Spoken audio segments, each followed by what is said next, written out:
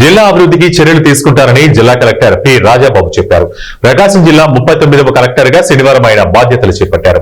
ముందుగా NSP guest house కు వచ్చిన కలెక్టర్ కు joint collector R Gopalakrishna, DRO B Chinavoobulesu, Ongole RDO Lakshmi Prasanna, Kanigiri RDO Keshavardhan Reddy, ఇతర రెవెన్యూ అధికారులు ఘన స్వాగతం పలికారు. అనంతరం వేద పండితులు పూర్ణ కుంభంతో స్వాగతం పలికారు. హిందూ, ముస్లిం, క్రైస్తవ మత పెద్దల ఆశీర్వచనాల మధ్య జిల్లా కలెక్టర్ గా రాజాబాబు బాధ్యతలు స్వీకరించారు. ఈ సందర్భంగా కలెక్టర్ మాట్లాడుతూ ముఖ్యమంత్రి నారా చంద్రబాబు నాయుడు దిశానిర్దేశం మేరకు జిల్లాలోని ప్రజాప్రతినిధులను సమన్వయం చేసుకుంటూ పొలిటికల్ గవర్నెన్స్ పై ప్రత్యేక దృష్టి పెడతానని చెప్పారు. బాధ్యతలు తీసుకోవడం జరిగింది. ముందుగా నాకు ఈ అవకాశం కల్పించినటువంటి గౌరవ ముఖ్యమంత్రి వర్యులు శ్రీ నారా చంద్రబాబు నాయుడు గారికి కృతజ్ఞతలు తెలియజేసుకుంటున్నాను. అదేవిధంగా ఈ జిల్లాలో ఇంతకుముందు పనిచేసినటువంటి కలెక్టర్ ఏవైతే ప్రజలకు ఉపయోగపడేటువంటి మంచి పనుల్లో ఏ విధమైనటువంటి నిర్ణయాలు తీసుకున్నప్పటికీ వాటిని ప్రజలకు ఉపయోగార్థం అవి కంటిన్యూ చేయడం జరుగుతుంది. అదేవిధంగా ఈ జిల్లాలో ఉన్నటువంటి సమస్యలు పరిష్కారానికి కృషి చేయడం జరుగుతుంది. యాజ్ ఎ పొలిటికల్ గవర్నెన్స్ అని ఏదైతే గవర్నమెంట్ నిర్దేశించిందో ఆ విధంగా ఇక్కడ ఉన్నటువంటి ప్రజాప్రతినిధులతో సమన్వయం చేసుకొని ప్రజల యొక్క సమస్యల్ని పరిష్కరించడం అనేది ప్రైమరీ ఎజెండాగా తీసుకోవడం జరుగుతుంది. నా ఉద్దేశ ప్రకారం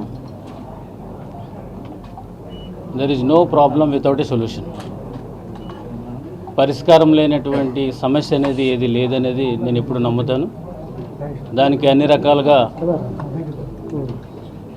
ప్రకాశం జిల్లాలో ఉన్నటువంటి ప్రజలు ఏ సమస్య మీద వచ్చినప్పటికీ కూడా సమస్యని 100% నేను, నాతో ఉన్నటువంటి సిబ్బంది అందరం కలిసి కృషి చేస్తామని సందర్భంగా మీ అందరికీ తెలియజేసుకుంటున్నాను. దీంతోపాటు నగర ప్రజలకి, మీడియా మిత్రులందరికీ తెలియజేసుకునేది ఏంటంటే ఏ సమస్య ఉన్నా 24/7 మీకు మీ కలెక్టర్ అందుబాటులో ఉంటాడు. అదేవిధంగా మీడియా మిత్రులు కూడా ఏ సమస్య ఉన్నప్పటికీ కూడా నా దగ్గరికి తీసుకొచ్చి దాని పరిష్కారం దిశగా అందరం కూడా కృషి చేయాలనేది ఈ సందర్భంగా మీ అందరికీ తెలియజేస్తున్నాను. ప్రజలకు ఏ విధమైన ఇబ్బంది ఉన్నప్పుడు కూడా అది తీసుకొస్తే సత్వరం దాని మీద మనం రెస్పాండ్ అవ్వడం జరుగుతుంది. అదేవిధంగా ఏ పెద్ద సమస్య ఉన్నప్పటికీ కూడా ప్రజాప్రతినిధులతో చర్చించి తగు నిర్ణయం తీసుకుని ఆ సమస్యను కూడా పరిష్కరించడం జరుగుతుంది. గవర్నమెంట్ కొన్ని ప్రత్యేకమైనటువంటి టార్గెట్స్ ఉన్నాయి ప్రజల ఉపయోగార్థం. వెలుగొండ ప్రాజెక్ట్ అయితేనేమి, తర్వాత కొన్ని ఇన్ఫ్రాస్ట్రక్చర్ ఇష్యూస్ ఏవైతే ఉన్నాయో వాటికి సంబంధించిన ఇష్యూస్ మీద సత్వరం అందరూ ఆఫీసర్స్ కూడా వర్క్ చేసి దాన్ని కూడా త్వరితగతిన టార్గెట్ రూపంలో పెట్టుకుని అది కంప్లీట్ చేయడం జరుగుతుంది. So thank you very much for coming all the way here. So ఈ సందర్భంగా ప్రజలందరికీ కూడా ఒకసారి నేను కృతజ్ఞతలు తెలియజేస్తున్నాను.